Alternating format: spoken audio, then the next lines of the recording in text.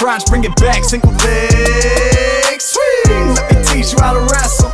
Okay, let me teach you how to wrestle. And we're live. Nino, welcome back. Thanks for having me back. Always excited. Absolutely. Yeah, so we were just talking before and off the camera. We said we should be having these conversations on the camera about the Russians a lot of times coming out of nowhere. I mean, talk about that a little bit, how your impressions of that.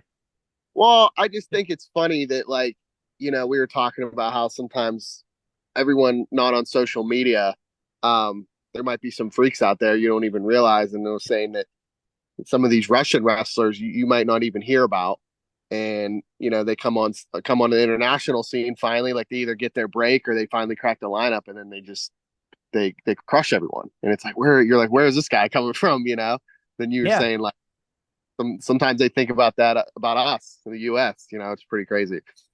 Yeah, like there's always horses that are behind the scenes that are really, really good. Hey, yeah. But people don't see them, because that's one of the downfalls, or one of the sad things with wrestling. It's like you only have one guy. Mm-hmm. And I mean, if you're really looking for the best in the world, Russia should probably have like 5 or 7 guys there, or like, the US should probably have 3 or 4 guys, whatever it is. Right. I know. You see, when guys go overseas, they're meddling. Rivera, Michich, who's Amin. Mile. Yeah. Right. And these guys, and it's not saying that it's certainly not saying that they can't make the team in the US, but it's hard to run that gauntlet. Oh yeah. It's insane. It's insane. And I just feel like, especially now, I just feel like not only like our senior team, but just like even now in the high school, you're seeing these high school wrestlers. It's like we're so deep in the US with talent, to like make one of these teams is like to even make the team is like an Olympic tournament itself, and then it's crazy, which I guess is good practice for our guys, because when they go overseas, they're freaking prepared. But it's just, nowadays it's insane. Younger and younger these guys are getting, and they're getting so good. It's like it's fun for a fan. That's for sure. Oh yeah. And you know what that made me think of, Nino? That in Russia, what I've seen in the past, like the Olympic trials for the Russian national team, when those guys win, they are pumped. I mean, it's actually very different. You watch them win the Olympics, they're happy, but it's not the same thing as when they win the Russian nationals. I mean, they're really on fire. I know. You're right. They are kind of humble in like competition, but then when they win that, they're fired up. Look, I was talking to Valentin Klika about this, and he was saying, like, when we say Russia, we're thinking of a huge country, right? So he said Russia proper, like not Russia proper, but like the area that they consider Russia is like the Moscow area. He said it's actually very small. Like Dagestan is its own region, and then over in Yakutsk, which is above China, that's a different region. So it's like it's crazy at the Russian nationals. In America, we think Russia, and they have like serious rivalries between, like, these guys don't like each other. It's like different countries within their country. Like the different college rivalries, like the teams not hate each other, but I mean, that's pretty interesting. I actually never thought of it like that. That is pretty crazy. Wow. It's like, that's awesome. No, that's good stuff. So my brother, he took his boys over to Ken Chertow's Camp of Champs. He saw you over there. So say we got to link up, do another show. Yeah, for sure. I'm always happy to hop on with you guys. I love it. Us too. And my nephews loved it. They loved the camp, and they said, well, talk about how you felt the camp went. And they also said, Jeff said, my brother who was there with his kids, he said something about you had like 3 points or 3 tips on building a champion. Something. Talk about that. Yeah. Well, I think the camp went great. I love doing Chertow's camp. He tries to have me out annually, so I always like to help him out. And there's always a lot of studs there, and I get to reconnect with some new people and stuff. So camp went well. Ken does he kind of puts you on the spot with, like, you guys watch my finals match, and he's commentating, so you're a little like on edge. And then, so then when I gave a speech there, and I was telling, a lot of times when I do my speech, like it's directed toward the kids, that I feel like I try to give the kids something.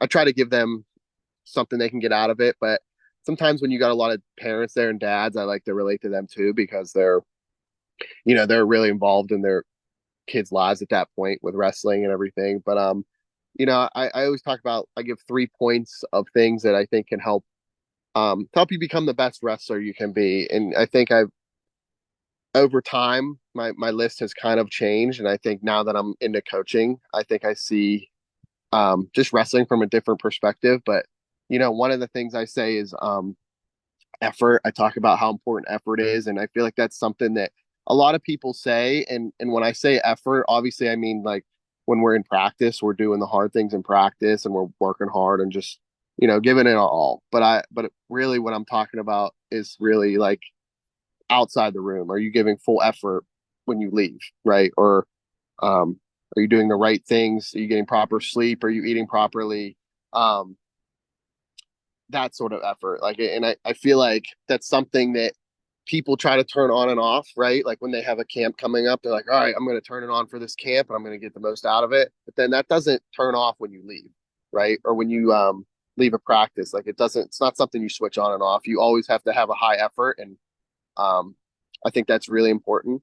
And then I talked about how you handle your losses and your wins, and kind of or conversely with the effort. It's easy to have high effort when everything's going good, right? And you're winning, and practices are going well, and you're just feeling good. It's easy to work hard, and we always laugh. We always say in the college room, it's easy to get a lot out of your go for the first couple minutes, right? But then as time goes on, as the minutes get a little longer, it gets a little harder. But so doing that, but then you lose and things aren't going well. Maybe you're having a tough tournament, or you're just not feeling it. We all get in slumps, every single one of us, and it's at that point is where effort's really important. Are you still giving it your all, right? And sometimes when you're in your slump and giving it your all, it might not be at your best, right? But you're still giving your max effort. And I think those are the things, and those are the types of people that when things aren't going good and you're still giving your most effort, you're still trying to get the most out of your day. Those are the people that make the most gains. And I think you always hear like an example when you're talking about either college kids or you're recruiting or just high school kids, you're like, oh, where'd that kid come from? Or they just like, oh, this kid had a standout year. It's like a lot of the time it's you look why they're doing that. It's because they stay consistent throughout all their time working and training. And I think that's really important. So winning, losing, handling your effort. And then lastly, it's cliche, but it's just having fun. And I think the guys that have the most fun and are the most relaxed do the best. And I think if you ask all the guys that have success and all the champs out there, a lot of what they're going to say is they're very relaxed and they have fun out there, because at the end of the day, this sport is it is fun. It's very hard and it's very demanding, but you can make it fun as well. And I think the guys that are relaxed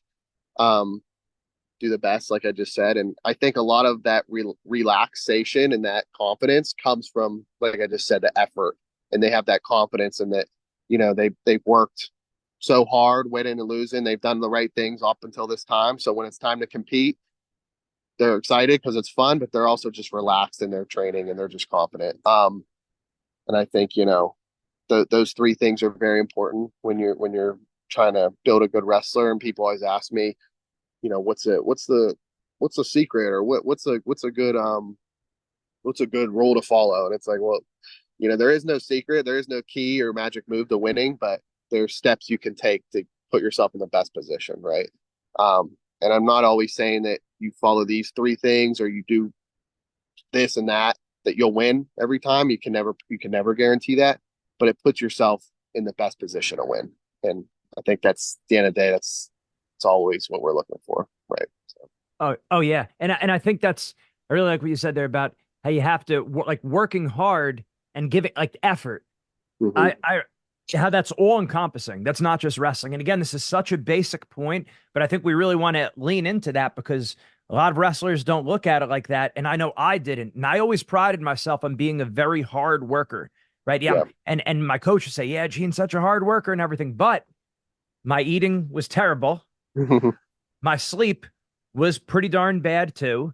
Mm-hmm. So you're saying that it's real important for you, you really want to be a state champ, and then in college you really want to be an All-American, you really want to be a national champ, like everyone says that, right? But like, but does your eating is okay, yeah, you put in a full effort in the wrestling room, but that's only one aspect of the sport. Hmm. Right. So we have to kind of like sit with that hypocrisy and say, yeah, Hmm. I do think that I'm a hard worker, but on the other hand, I'm not a hard worker in the other Right. areas. Right. And Right. how do I relieve that tension? Hopefully by changing my lifestyle more. Hmm.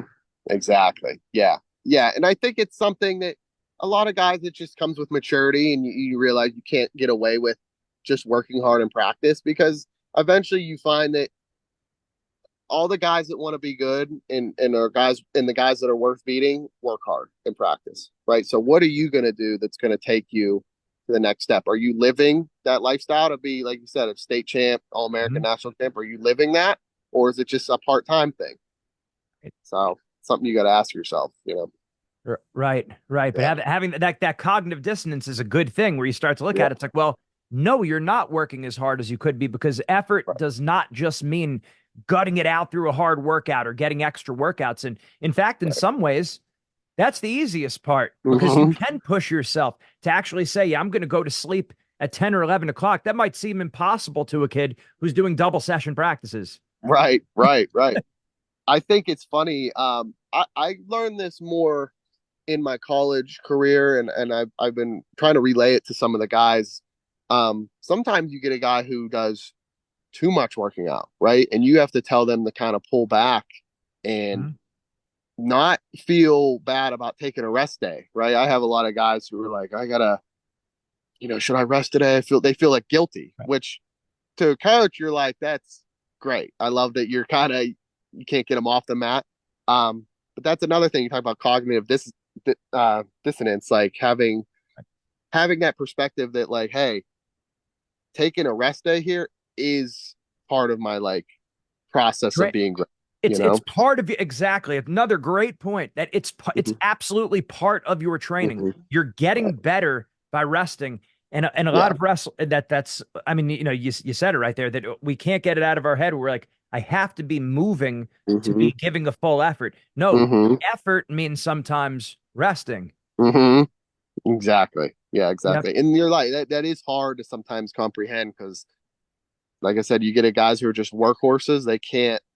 It's hard to shut off. It's so, which is not a bad thing, but like you said, it's part of that process. Yeah, it's almost like different stages. Like you want to get a kid to the point of, it's like when people talk about overtraining, right? It's overused a lot. Hmm. It's important, but it's overused a lot. So like Yeah. you need to get a guy to the point where I'm willing to do whatever the coach says. I'm willing to, like, basically get to that point where I am overtraining and then pull it back, right? Right. Right. And then walk it back, because a lot of Yeah. kids, they won't get to that point where I'm going to work hard enough, I'm going to do more. Most kids actually need to do more, way more than Right. they're actually doing. They were talking about Right. the average run of the mill wrestlers, to say to them, watch out for overtraining and make sure you're getting your rest days. That's another excuse to not do Yeah. anything. Yeah. So, Exactly. so it's like throttle down. So, I mean, maybe talk about that. How are you able to reconcile that in your head? And obviously, the kid should be doing that with an experienced coach or Yeah. mentor that can tell you, yeah, Hmm. you might be slacking off here a little bit, or yes, you do need a rest day. And then how the wrestler can be at peace, or maybe how you were able to have peace, where I'm taking off, but this is what's good for me, and this is part of my training. Yeah. I think it can be.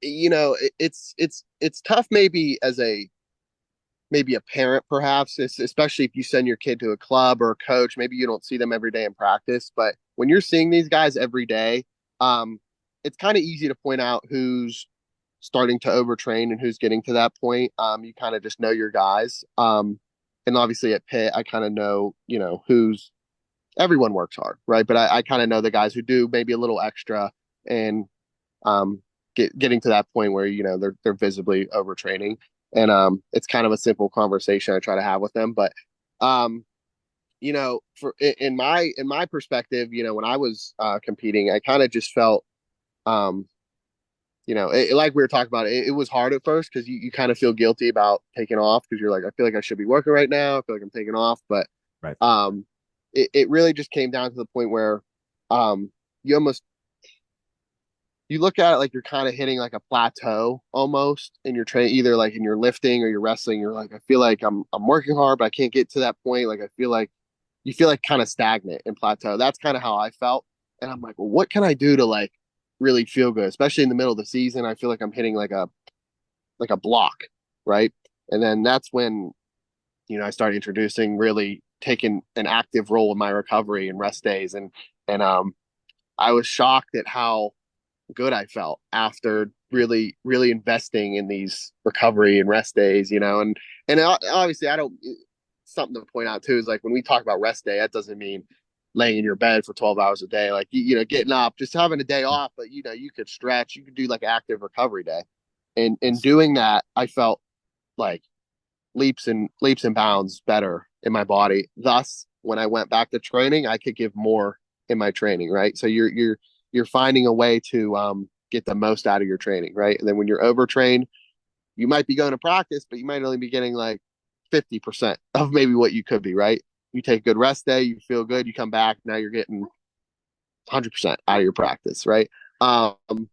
So that's kind of the process that I felt when I was competing. And like I said, when as a coach and as someone who's trying to be active in your student athlete or your athlete's recovery, it's just kind of having an open discussion with them. And a lot of times I get a lot of guys who voice that to me. They feel like, I feel like I'm in a rut, I'm in a slump.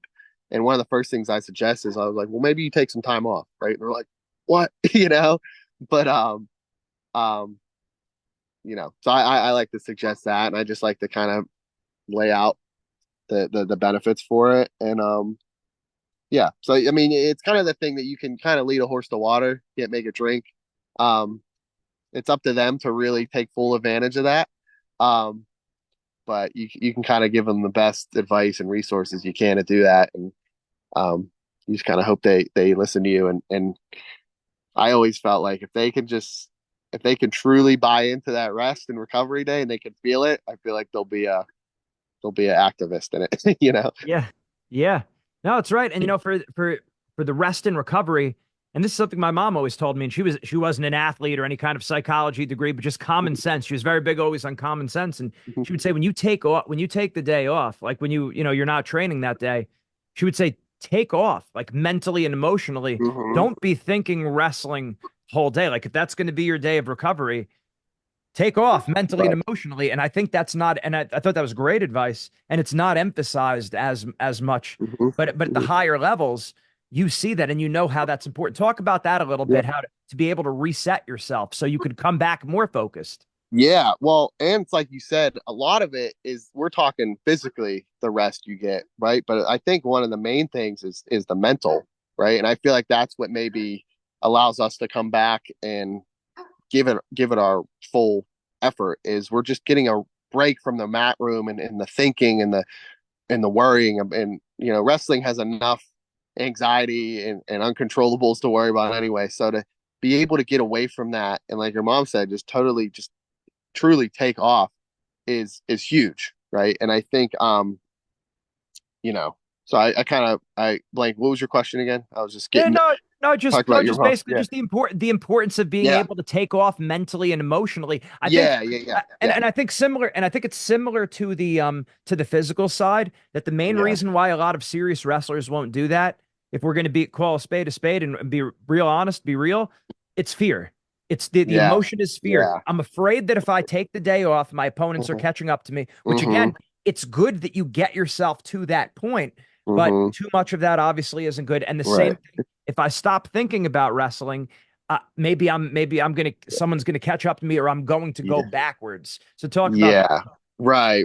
Yeah. I think that you're right. The big reason why people don't do it or don't buy into it is that fear that I'm taking off. I'm gonna one, lose my gains that I made. Right. Or two, my opponents are now working harder than me, and that's a no-no. Right. So it's it can be a difficult thing to overcome. But like I said, if you buy into that aspect that no, this recovery rest day is part of your training. This isn't a The time is now to take your mindset to the next level with Wrestling Mindset. make sure you go to our website, wrestlingmindset.com, and sign up for your free trial session today. Don't wait any longer. You want the mental edge right now. When you sign up for the free trial session, you're also going to get a copy of our free ebook, Building the Predator Mindset. This book has helped thousands of people build confidence, relax under pressure, get motivated, and build mental toughness in wrestling, school, and life. Make sure you sign up for your free trial session today. This isn't a excuse. This isn't a reason why you're losing your conditioning or your physicalness or your opponent's catching up to you. No, this is part of that growth. This is actually elevating you to be better.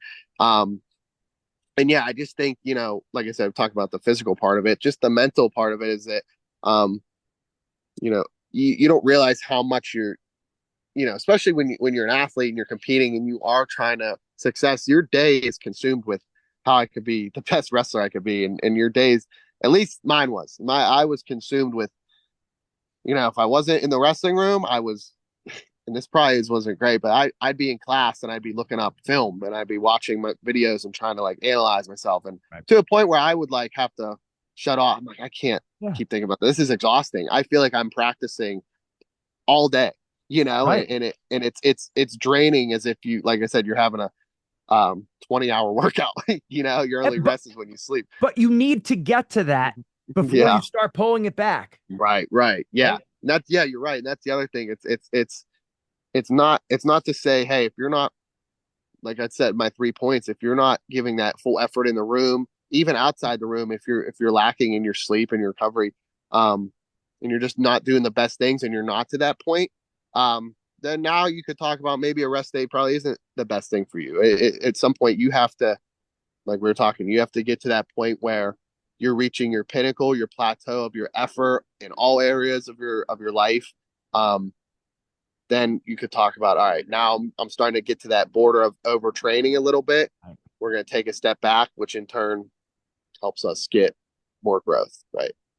So you're right. There is a fine line. And I think that's why it's important that all coaches and mentors kind of learn this, because you're going to get a lot of different kids in different areas of life.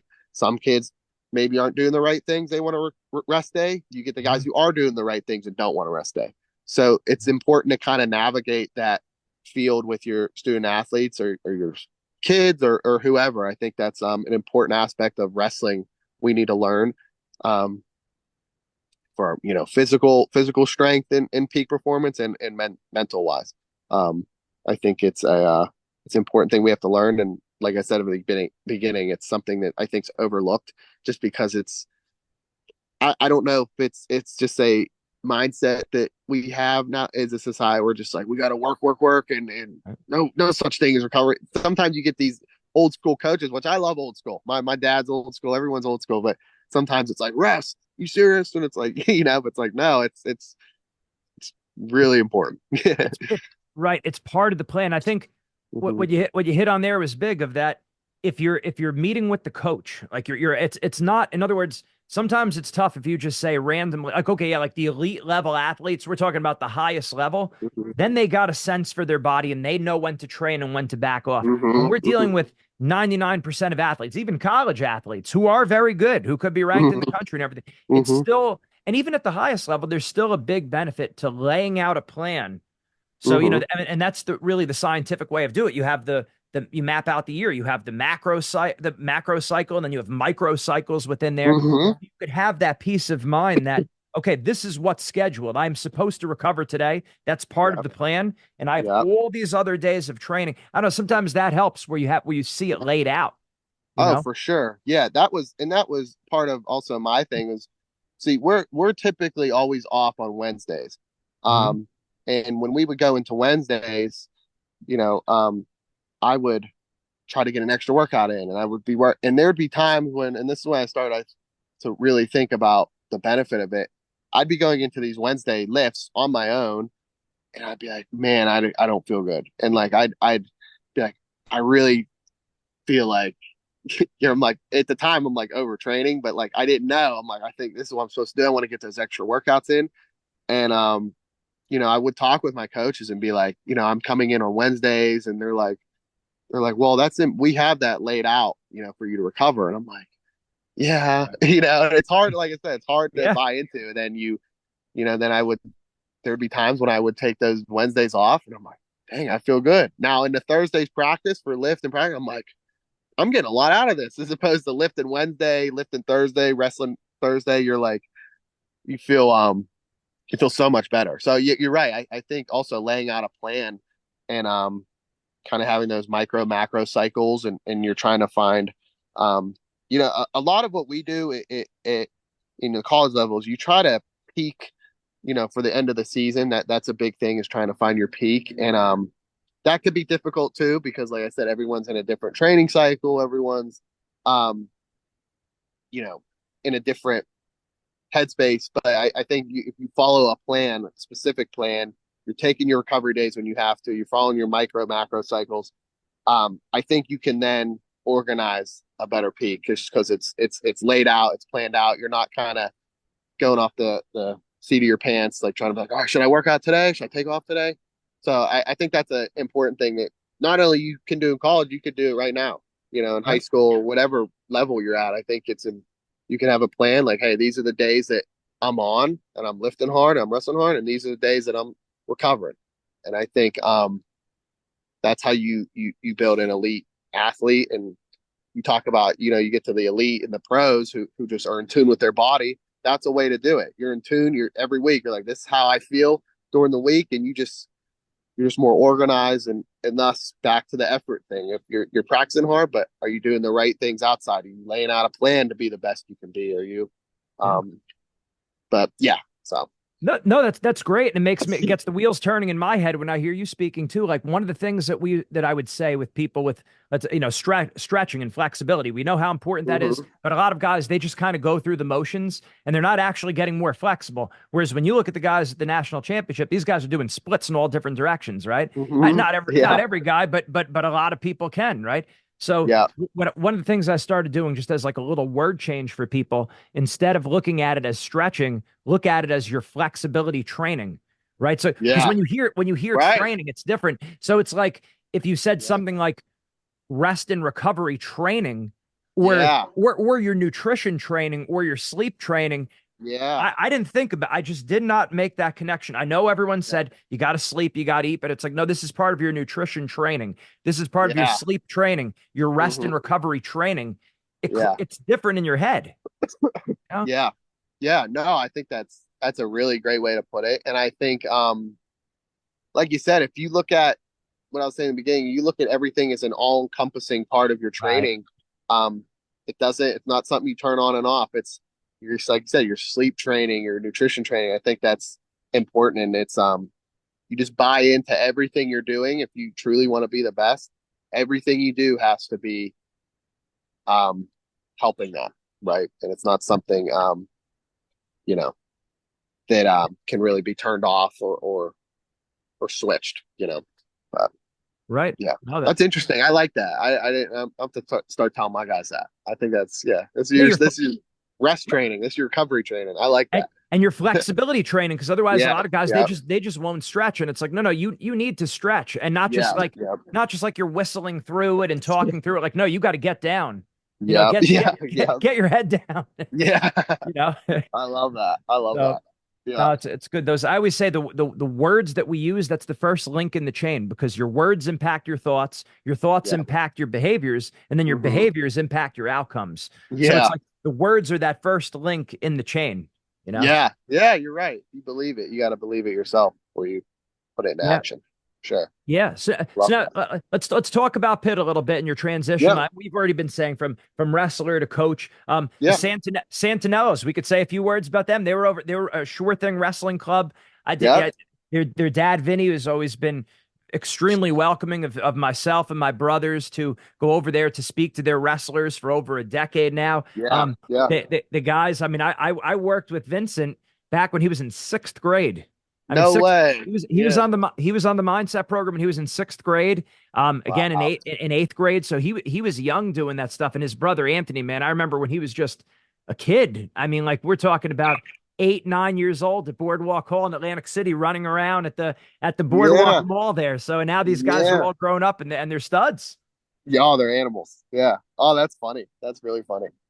Yeah, I love the brothers. I'm actually doing a little clinic up there this weekend, so I'll be You're able to. going to I'll Sure see, Thing this weekend? going to Sure Thing. Yep. Man, Yeah. maybe I'll get one So of our mindset coaches over there for that. yeah, that'd be awesome. Yeah. So kind of yeah. What Small what small world. what day? Saturday at 10, and then Sunday, I think at 10 still. So two Saturday Sunday in the morning. Yeah. Awesome. Hey, Uh, maybe if I get a mindset coach over there, one of our people to maybe shoot some vid, that'd be great. that'd be Oh, good. awesome. Yeah. Yeah. So yeah. Good stuff. Yeah. Are you going to Yeah. go down the shore when you're here? That's what he said. Yeah, I was talking to Vinny's dad or Mr. Santinello, and he was like, "We'll get you on the boardwalk, get you on the You, beach." So it's yeah. yeah, See that's two Jersey guys right there. They're telling you if you're going there, yeah. you should go. You should go to the boardwalk, shoot down the beach. I know. Let me see what kind of weather you're going to have here. Yeah, Saturday, hopefully. Saturday and Sunday it says 85. Saturday a chance of rain. Sunday it's saying partly sunny. Get down All there. right. Yeah, here we go. Bring out my inner New Jersey.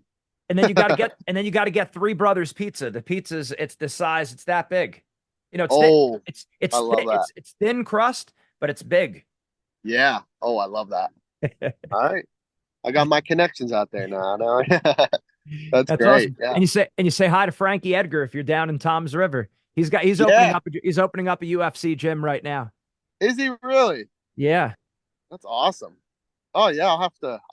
I got a lot to do this weekend. Yeah, yeah. Well, That's not a great. UFC gym. He's opening up his own gym there. But Yeah. I've been Yeah. I've been watching like a lot of his interviews and like it's like the growing pains of making sure everything is like zone fret. Like you have Mhm. all those things like the, Uh, the not sexy things about about owning a yeah, gym. The hard yeah, I stuff. can't imagine. Yeah, that's funny. Yeah. Yeah, no, that's good stuff. So what else? Mhm. What else do you have going for the rest of the summer? Any other camps that you're doing? When does I think I'm kind of wrapping up my camps. Like I said, just transitioning into, helping these guys. We're about to take a little bit of, funny enough, a little bit of break, for our guys. It's kind of open room. We kind of schedule a little time off before preseason here. So we're finishing up this week, and then we come back. Everyone tries to come back when or doesn't try to. They come back when school starts the 25th. Then we head into preseason. So a lot of right now is just trying to recruit and um like I said, just working with our guys and getting them ready for season. By this point, a lot of the guys we're ready. We've had a good hard training cycle in the summer. So a lot of it's now just taking that time off, like we said, getting our head right physically before the season starts, and then ramping it back up for preseason a little bit, and then we're into the season, right? And it's funny because we were talking about in the coaches room, a lot of the hard work and a lot of the really hard practices we're doing are a lot of them are right now because when the season starts, you might only get really one or two really good training sessions a week, right? Because you compete Friday, maybe on the weekends.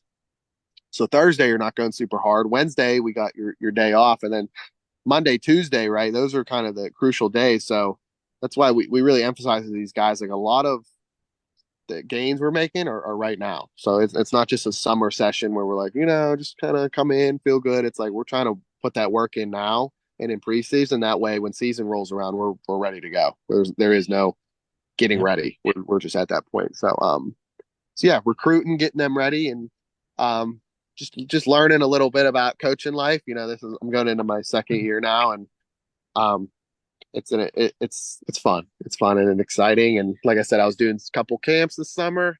Those went well, and yeah, just enjoying life. Yeah, I think last time I was on, I had my sling for my shoulder, so Yes. Good I'm to out see of the that you're sling. Got two arms now, two mobile arms, and yeah, so I'm back to wrestling with the guys a little bit, and it's been good. Yeah, can't complain. awesome. Awesome. Yeah, I was gonna sign us off, but we can't leave without talking about faith a little bit. Right. yeah, for sure. Right. I mean, we spoke about it last time, but it's important. It's always important to reiterate that, everyone says, at least in lip service, being the total package and spirit, mind, and body. Even the ancient Greeks were saying spirit, mind, and body, but actually living it, right? Like you have Hmm. back to what we said. It's like it's one thing to say it, it's one, Hmm. but it's another thing to live it. So, Hmm. the spirit, maybe that's even the words we use there, our spiritual training, which Yeah, is there you which go. is Yeah, which is a little bit different. Like, yes, we have to cooperate with God's grace, but ultimately he's the one who trains us. It's not as much, right, it's, I mean, it's cooperating with that grace. But let's talk about right. that a little bit. How that impacts you and how you've seen that's impacted your athletes and why it's Yeah, so important. yeah. No, I think above all else, it's the most important thing, right? I think just being in tune with our um like you said, our spirit and our faith is really important. And that was another thing I mentioned in my speech at Shirt House is like um a lot of what I'm doing is it's kind of I'm trying to glorify God, right, in these aspects. And when I'm competing or when I'm training, right, I'm fortunate enough he blessed me with attributes and skills to be able to do this. So I always say it's kind of like a disservice not to give your all, right? And we talk about when we're training and doing our effort in the room, it's a disservice not to when we leave not to still give our full effort, right? Like I said, we don't turn that on and off, and we don't turn our faith on and off, right? And I think that's important when especially I feel like when we're competing and you get some guys who are spiritual, they and for lack of better words, they start to pray when competition comes up, and they're like, "I hope I can win," right? But maybe they're not living that type of strong connection when they're not competing, right? So I think just um, having that faith and that spirituality at all times um, is important, and not just you don't just start to pray or become closer when you want things, right?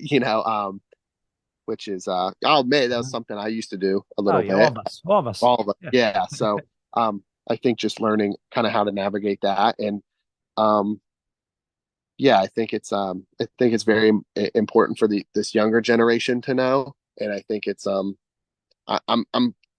glad and I'm fortunate that a lot of the elite athletes now, like Kyle Snyder and Brooks come to mind, are very open about their faith. And I think um, a lot of their confidence, like I said, comes from their training, but a lot of their confidence and relaxedness and that ability to go out and just wrestle free is from that free um, feeling they have and that connection they have with God. And I think it's when they're voicing that, and the more you voice and say like, "Hey, what's the secret?" And it's like, "Well, I don't have a secret, but a lot of my strength comes from God," right? And I think the more that becomes open and the more people that can hear that, the better.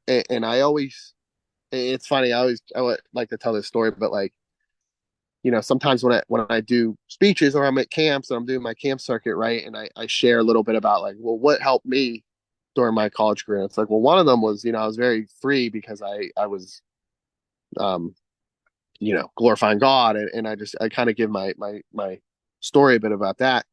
And you might be talking to 100 something kids.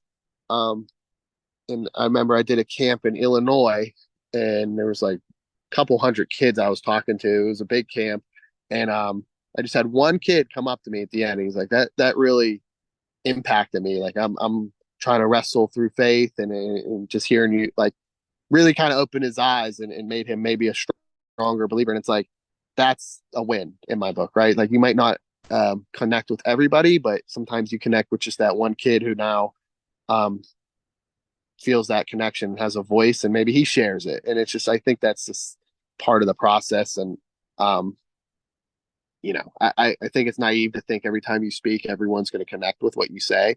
Even an aspect of my training, my effort, win and losing, you're going to go in one ear out the other ear with some kids, right? But you can just connect with maybe one or two, um, then my job's accomplished, right? So, yeah, Absolutely. yeah. So, Absolutely. And so many good points you could tack on to that, that it's like, it's a little like it's different when we're talking about the faith and we're talking about God, because it's okay with business. It's a numbers game. Like you just need a lot of numbers, right? And of course so you're looking at it like that a little bit more. There's still people, but you're still looking at numbers. Now, when it comes to faith, we're dealing with souls. So, and mm-hmm, each soul is going to live forever, right? They're mm-hmm. going one of two places in the end. So Yeah, so reaching out to one or two people that you're able to reach is enormous. of Oh infinite yeah. magnitude. Whereas like maybe Yep. business, like, okay, you get through to one or two kids, like, I'd like to get through to more, but Yeah. souls Yeah. is a different ball game. And That's like a you good said point. before, and like you said before too, about these guys, people who are more open about their faith, talking about their faith.